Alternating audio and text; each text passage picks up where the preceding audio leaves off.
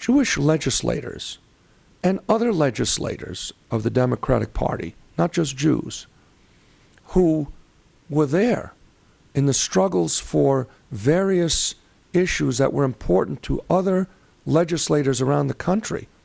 The struggle for civil rights, against apartheid, for aid to farmers. This is our civil rights issue. Our children, our allies' children, we're in danger. What greater civil right is there than the right to live and be free and unfettered by the potential of a nuclear bomb in the hands of a fascist Islamic regime? That's why I also said that not only Schumer, but every one of these people who have been involved in the issues nearest and dearest to others say to the African American legislators, who we know overwhelmingly, frankly, let's say the truth. Mm-hmm. They're not voting for this deal because of its merits. They're programmed to vote for this deal to save the honor based on the color of the president's skin. Mm-hmm. We know that from Charlie Rangel, mm-hmm. from Gregory Meeks and others. They view the opposition to this agreement absurdly as disrespect for their president. If I disdain Senator Schumer's approach, am I disdaining it because he's Jewish? If I disdain Steve Israel's cagey approach to this, do I disdain him because he's Jewish? Do I disdain Barbara Boxer because she's Jewish? This is an absurdity. So all of this calculation comes back, from the Jewish point of view as I see it, to Tikkun Olam for everybody else, but not for us. Where is the reciprocity for all of the things that Jewish legislators and other Democrats have done that were near and dear to others, that we adopted as our own? Civil rights, the struggle against apartheid, aid for farmers who need help, and so on. Mm-hmm. Where is the reciprocity? When Prime Minister Benjamin Netanyahu came to speak to Congress, the Democrat leadership put tremendous pressure upon the Democrat Congress people to not attend that meeting, and many didn't, including many Jewish and representatives from largely Jewish areas. I know in my particular area, my congressperson boycotted it. So there's a lot of pressure that comes from this administration. Does all the blame fall upon the legislator, the congressperson themselves, or is there something more nefarious going on at the top? Every legislator must be held responsible for his own positions and his own vote. That's the way it has to be. Otherwise, there's no purpose in voting for anyone. I'll tell you something interesting. This goes back to what we discussed earlier, this consensus problem. So I'm a member of the board of the JCRC, Jewish Community Relations Council. I've been on the board for many, many years. And I'm a minority, in my opinion. A minority politically, you mean? Yes. Uh-huh. Minority is a registered Republican for sure. Uh-huh. And I'm a minority in terms of since we know that 2/3 of Jews are of a more liberal persuasion, mm-hmm. and as many as 70-80% routinely vote as Democrats, so it's clear that I'm a minority on that board. So every year they have what's called a congressional breakfast. All the members of the New York congressional delegation come to the JCRC and talk about Israel. It's really kind of a pandering exercise. I'm speaking out of school, and I know the leadership of JCRC would be very unhappy if they should watch this. But it has to be said.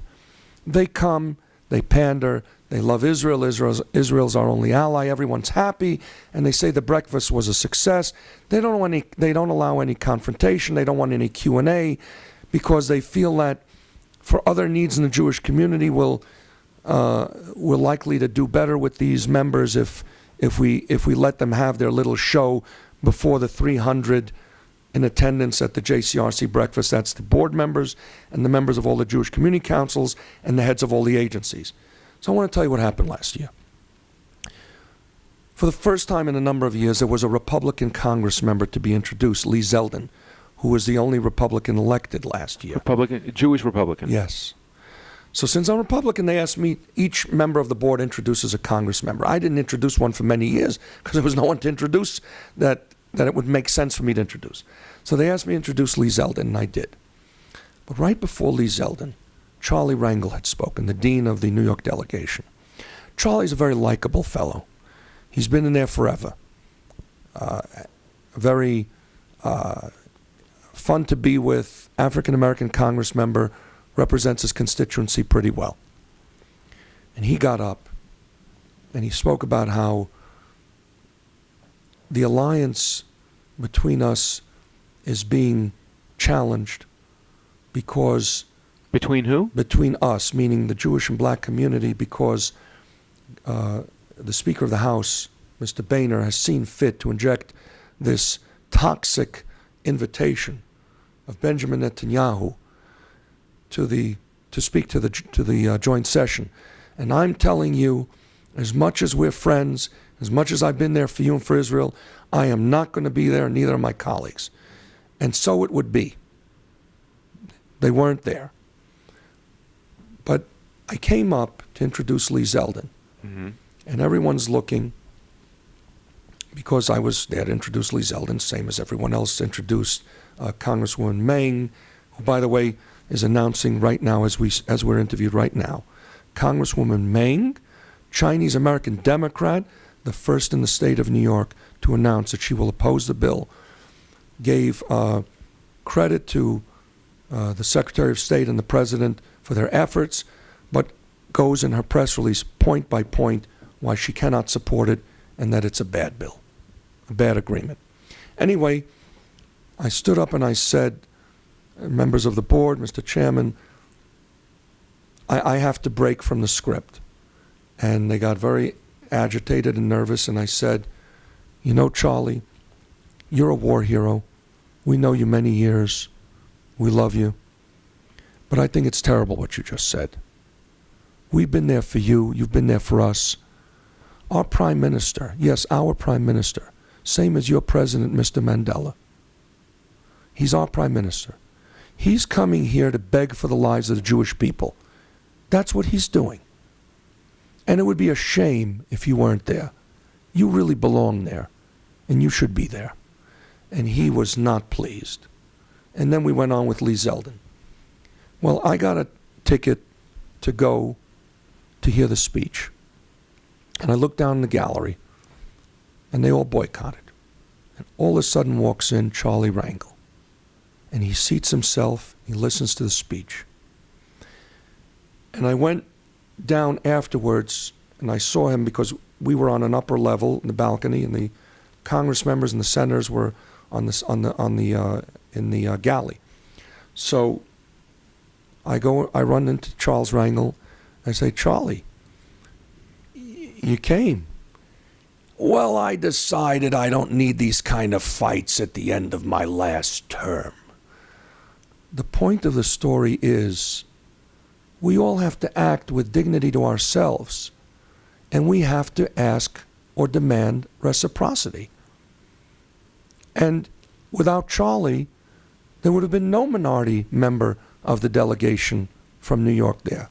But Charlie was there because someone said what had to be said. And this is how we have to operate. I don't know why the Jews operate in this obsequious, non-reciprocal manner. Whatever you say about Al Sharpton, and I can say plenty about him. I know the guy. I can say plenty about him. But he demands respect for his people. He demands respect for his people. We don't. At least not with enough sufficiency. You say that about the JCRC, which organizes the Celebrate Israel Festival and promotes Jewish pride up and down Fifth Avenue the first Sunday in June? Jewish organizations, the umbrella groups, are great on mom and apple pie. They're great on mom and apple pie. Because the only people who don't think there should be a Salute to Israel parade are groups like Jewish Voices for Peace or some other extremist groups. Or, so it's not hard to be this. It's hard from the point of view of putting the parade together, raising the money. Mechanically, it's a difficult job. but it's mom and apple pie. Mm-hmm. If I hadn't said what had to be said to Charlie, nobody would have said it. So there are a couple of nuts like me out there just trying to say it's not just for Jewish self-respect to make us feel good so we can look ourselves in the mirror. It's Jewish self-respect for survival. Because if tikkun olam just means being out there for everyone else and not for us, comes back to Hillel. Comes back to Hillel. So